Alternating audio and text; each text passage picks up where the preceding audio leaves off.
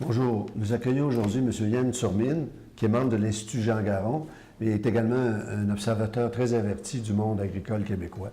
M. Surmine, récemment, vous avez lancé une sorte de cri d'alarme évoquant l'existence d'un divorce entre la production à la ferme et l'industrie de la transformation qui achète ces produits. Un divorce qui, selon vos dires, pourrait même menacer la survie de la ferme familiale québécoise dans le domaine névralgique du lait et du porc. Qu'est-ce qui se passe donc, M. Surmine, dans le champ pour justifier cette inquiétude? Bien, bonjour Simon. C'est pas nécessairement un cri d'alarme, c'est un constat qui date de quelques années. Ce divorce est malheureusement commencé depuis plusieurs années, sauf que ce qu'on s'aperçoit, c'est qu'il devient de plus en plus consommé et peut-être de plus en plus irréversible. Et les réelles conséquences, ben, c'est la fermeture de plus en plus nombreuse de fermes familiales, notamment dans le porc, mais on risque d'avoir le même phénomène dans le secteur laitier où c'est que une baisse de quotas surprise puis des prix qui semblent aller vers des planchers historiques risque d'amener les mêmes conséquences qu'on a vues dans le porc. Vous mentionnez l'existence la perte d'une grande force de la gestion de l'offre qui était la stabilité, qui assurait un genre de partage plus équitable des ressources, des revenus. Est-ce qu'à ce moment-là, ce sont des facteurs extérieurs, c'est le prix mondial qui est en cause, ou il y a des facteurs propres au Québec qui sont en jeu actuellement? Il faut se rappeler que tous les systèmes de gestion de l'offre ont été mis à la base pour assurer un écoulement des produits, mais aussi des prix convenables qui couvrent le plus possible les coûts de production. Les systèmes de quotas, notamment dans le laitier, étaient là foncièrement pour ça, pour couvrir les coûts de production et permettre à un producteur de vivre de façon décente.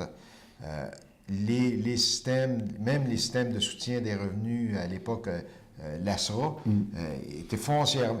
La base de ça, c'était pour soutenir la ferme familiale, c'était pour soutenir le producteur et lui donner l'équivalent d'un salaire d'un ouvrier spécialisé. Ce qu'on parle d'un électricien, un plombier, tout ça. C'était ça l'objectif premier. Bon, il me semble que tout ça, on a tout oublié ça, et aujourd'hui, on a l'impression qu'en fin de compte, on se préoccupe de moins en moins des producteurs et des fermes familiales, et on pense beaucoup plus aux transformateurs. On a un déséquilibre, que ce soit dans le laitier, que ce soit dans le porc. L'équilibre penche de plus en plus vers les transformateurs. En tout cas, c'est l'impression qu'on peut avoir. J'ose espérer qu'elle est fausse, mais en tout cas... Le rapport de force créé par les plans conjoints à l'époque, qui s'est déplacé vers les producteurs, je comprends bien. Face à ces grandes forces économiques, qu'est-ce qu'un producteur peut faire? Qu'est-ce que les producteurs pourraient faire pour renverser cette tendance? Bien, je pense que les producteurs ont des sérieuses questions à poser. Au Québec encore, on a des plans conjoints, on a un syndicat, on a des coopératives. Tous ces gens-là sont des acteurs. Ces gens-là, les systèmes de plans conjoints imposent des négociations entre les producteurs et les acheteurs. Jusqu'à preuve du contraire, les syndicats sont supposés représenter, le syndicat est supposé représenter les producteurs. Moi, je pense que c'est aux producteurs de poser des vraies questions, puis pas se laisser endormir par de grands discours techniques. Il y a des questions à poser. Puis au niveau des coopératives qui sont supposées transformer le lait des producteurs puis amener donner le meilleur prix possible à leurs membres, bien, là encore là, il y a des questions, à poser. Quand on entend toutes sortes de rumeurs, qui ne sont pas nécessairement des rumeurs non plus, que des coopératives importent comme du lait diafiltré ou toute autre substance, ce qui était à l'origine de la crise qui était à l'origine il y a quelques années. Il y a quelques années. Je pense que c'est un peu court de dire on est obligé parce que nos compétiteurs sont ça. Ça sert à quoi une coopérative dans ce temps-là? La même chose pour un syndicat. ils sont là pour protéger les intérêts des producteurs. Moi, je pense que personne ne peut reprocher à un syndicat de défendre ses membres. C'est à la base pour ça. Or, je pense qu'il y a des sérieuses questions à poser actuellement. L'autre chose, ce divorce-là, il est bon pour personne. Quand vous avez un vendeur et un acheteur, puis normalement, une bonne négociation, les deux parties devraient être heureux. Je pense que ce n'est pas le cas présentement. À voir la réaction, en tout cas, qu'on voit dans les campagnes, les producteurs sont de moins heureux, que ce soit dans le lait, que ce soit dans le porc. On parle de grandes productions. Il y a un mécontentement réel.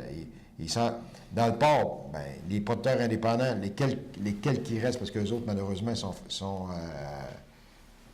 ils font face à cette situation depuis plus d'une décennie.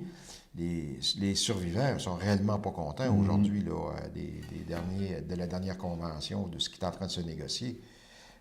Dans le cas des porteurs de lait, ben, tout le monde est très surpris. Bon, l'ensemble des gens avec la négociation de la fameuse classe 7, qui sont en fin de compte les surplus qui sont supposés remplacer, donner accès à des prix spéciaux aux transformateurs, ce qui est d'ailleurs surprenant. Cette fameuse classe-là, tout le monde s'attendait que ça aurait eu un effet dépressif sur les prix. Mais peut-être pas autant que ce qu'on voit aujourd'hui. Mais ce qui est surprenant, c'est la baisse de quotas puis les volumes. Ça, c'est une grande surprise. Puis je pense que ce que les gens avaient compris, c'est que, ouais, on donne un peu de lousse d'un côté, mais de l'autre côté, ben, on a des volumes qui augmentent. Il y a un certain équilibre, il y a une certaine logique à ça.